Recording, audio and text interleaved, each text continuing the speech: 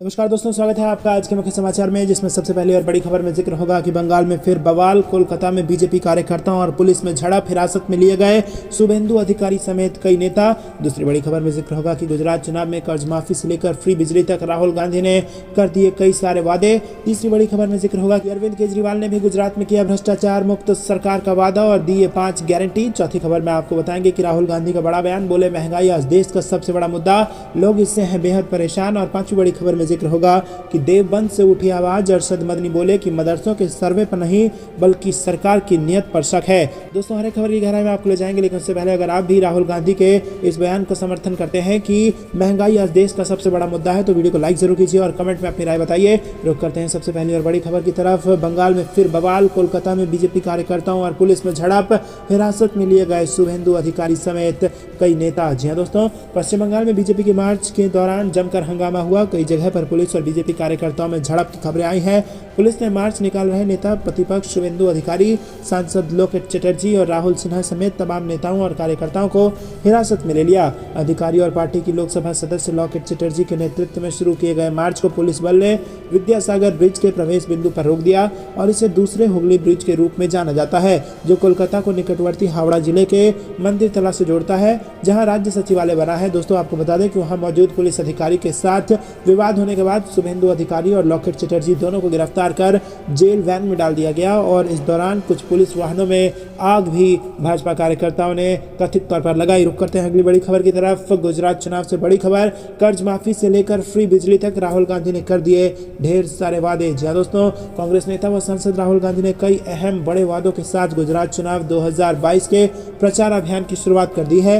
गुजरात की जनता से कई बड़े वादे करने के साथ ही राहुल गांधी ने प्रदेश में सत्तारूढ़ भारतीय जनता पार्टी पर कई मुद्दों को लेकर निशाना साधा। दोस्तों, आपको बता दें कि जबरदस्त वादे किए गए हैं। कांग्रेस की सरकार आने पर गुजरात के हर नागरिक को 10 लाख तक का मुफ्त इलाज, गुजरात के उन 3 लाख परिवारों को 4 लाख रुपए का कोविड मुआवजा दिया जाएगा जिन्होंने कोरोना महामारी में अपने को खो दिया। वहीं किसानों का 3 लाख रुपए तक का कर्ज माफ, युवाओं के लिए 10 लाख भर्तियां, गुजरात में सरकारी नौकरियों में कॉन्ट्रैक्ट सिस्टम को खत्म, गुजरात में 3000 अंग्रेजी माध्यम के सरकारी स्कूल, गुजरात में जो दुग्ध उत्पाद है उन्हें 5 रुपए प्रति लीटर के हिसाब से सब्सिडी और भ्रष्टाचार के खिलाफ कानून और पिछले 27 साल में जितना भी भ्रष्टाचार हुआ उसकी जांच। दोस्तों, ये कुछ अहम वादे कांग्रेस पार्टी ने और राहुल गांधी ने कर दिया है गुजरात चुनाव से ठीक पहले। दोस्तों, रुक करते हैं अगली बड़ी खबर की तरफ। अरविंद केजरीवाल ने गुजरात में किया भ्रष्टाचार मुक्त सरकार का वादा और दी 5 गारंटी। जी दोस्तों, गुजरात में होने वाले विधानसभा चुनाव को लेकर दिल्ली के मुख्यमंत्री अरविंद केजरीवाल प्रदेश के दौरे पर हैं और यहाँ पर मंगलवार को सीएम केजरीवाल ने गुजरात की जनता से वादा किया कि अगर गुजरात में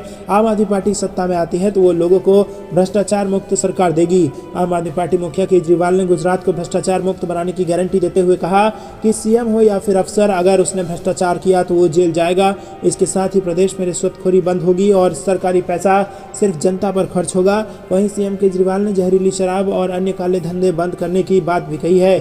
सीएम केजरीवाल ने अहमदाबाद में एक जनसभा में कहा कि मैं गुजरात में जिससे भी मिला उसने मुझसे कहा कि हर जगह भ्रष्टाचार है, यहाँ पर सरकारी काम कराने के लिए रिश्वत देनी पड़ती है और निचले स्तर पर भ्रष्टाचार है और ऊपर भी घोटाले हैं। गुजरात में आप सत्ता में आते ही ये सुनिश्चित करेगी कि जनता से वसूला गया एक एक पैसा गुजरात के लोगों की सेवा में जाए। रुक करते हैं अगली बड़ी खबर की तरफ। राहुल गांधी का बयान, बोले महंगाई आज देश का सबसे बड़ा मुद्दा, लोग इससे बेहद परेशान। जी हाँ दोस्तों, आपको बता दें कि कांग्रेस के पूर्व अध्यक्ष राहुल गांधी ने कहा कि देश में आज महंगाई सबसे बड़ा मुद्दा है और वो भारत जोड़ो यात्रा के दौरान जहां भी लोगों से मिल रहे हैं, लोग महंगाई से परेशान हैं और इसकी ही बात कर रहे हैं। दोस्तों, क्या आपको भी ऐसा लगता है कि महंगाई सबसे बड़ा मुद्दा है? लाइक करके जरूर समर्थन दर्ज कराइए।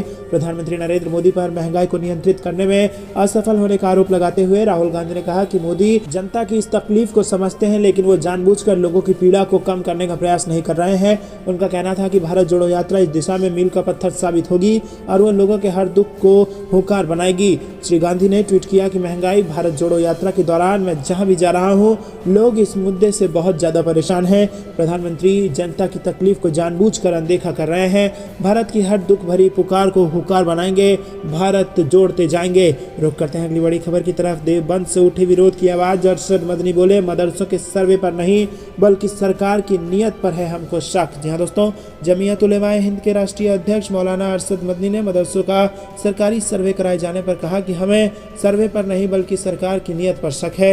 यदि सरकार की नियत साफ हो तो वो सभी शिक्षण संस्थाओं का सर्वे क्यों नहीं कराती। मंगलवार को जारी बयान में मौलाना अरशद मदनी ने कहा कि हमारी आपत्ति वर्तमान स्थिति में सांप्रदायिक मानसिकता को लेकर है। उन्होंने स्पष्ट किया कि देश भर में पिछले कुछ वर्षों के दौरान सांप्रदायिक ताकतों ने जिस तरह नफरत का माहौल बनाया है, इसमें सरकार की जो भूमिका है उसको देखते हुए मुसलमान ये मानने पर मजबूर हो गया है कि इस समय हर पॉलिसी उसके वजूद को तबाह करने के लिए है। मौलाना मदनी ने कहा कि दीनी मदरसे सांप्रदायिक तत्वों की आंख के कांटे हैं, इसीलिए हमें उनकी मंशा को समझना होगा और हमारा हमेशा से प्रयास रहा है कि हमारी धार्मिक संस्थाओं को संविधान में दिए गए अधिकारों के आधार पर चलने दिया जाए, लेकिन सांप्रदायिक लोग उन्हें तबाह करने के षड्यंत्र में लगे हुए हैं। उन्होंने कहा कि यूपी में बड़ी संख्या में गैर सरकारी अन्य शिक्षण संस्था भी चल रही है, इसलिए अगर गैर मान्यता प्राप्त मदरसों का सर्वे आवश्यक है तो दूसरे शिक्षण संस्थाओं का क्यों नहीं। रुक करते हैं अगली बड़ी खबर की तरफ। कमलनाथ का बड़ा आरोप, भ्रष्टाचार के लिए बार बार कर्ज ले रही है शिवराज सरकार। जी हां दोस्तों, पूर्व मुख्यमंत्री कमलनाथ ने बीजेपी पर बड़ा हमला बोला। उन्होंने कहा कि करप्शन के लिए सरकार बार बार कर्ज ले रही है। पूर्व सीएम कमलनाथ ने कहा कि भाजपा भ्रष्टाचार में डूबी हुई है। पंचायत से लेकर मंत्रालय तक हर क्षेत्र में भ्रष्टाचार की एक व्यवस्था बनी हुई है। करप्शन के लिए कर्जा लिया जा रहा है, जिससे बड़े बड़े ठेके दिए जाएं। ठेके के एडवांस से इनकी कमीशन बन जाती है। काम हो या ना हो इसकी कोई चिंता नहीं है। ये कर्जा किसानों, कर्मचारियों और बेरोजगारों के लिए नहीं लिया जा रहा। हमारे समय में जितना कर्जा होता था उतना तो आज इस कर्जे का ब्याज हो रहा है। ये आज मध्य भारत की तस्वीर हमारे सामने है। दोस्तों, रुक करते हैं अगली बड़ी खबर की तरफ। आईएएस अधिकारी के जाली साइन कर बैंक से 1,62,00,000 का कर्ज लेने के आरोप में बीजेपी नेता गिरफ्तार। जी दोस्तों, प्रतापगढ़ में बीजेपी के एक वरिष्ठ नेता को अपने आईएएस अधिकारी भतीजे के फर्जी साइन कर 1.62 करोड़ रुपए कर्ज हासिल करने के आरोप में गिरफ्तार किया गया है। वरिष्ठ पुलिस अधिकारी ने मंगलवार को इस घटना की जानकारी दी।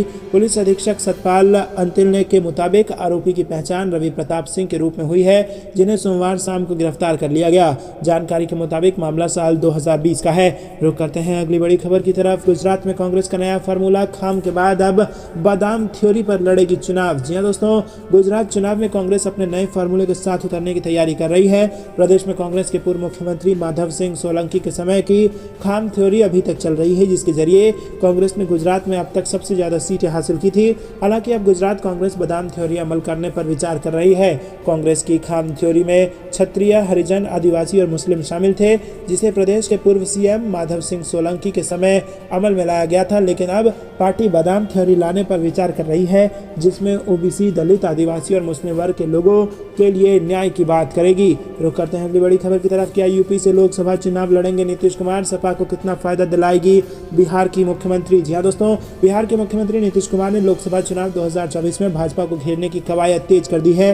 सियासी गलियारे में चर्चा है कि नीतीश कुमार उत्तर प्रदेश की किसी लोकसभा सीट से भी चुनाव लड़ सकते हैं और उनके इस कदम से सपा को बड़ा सियासी फायदा हो सकता है।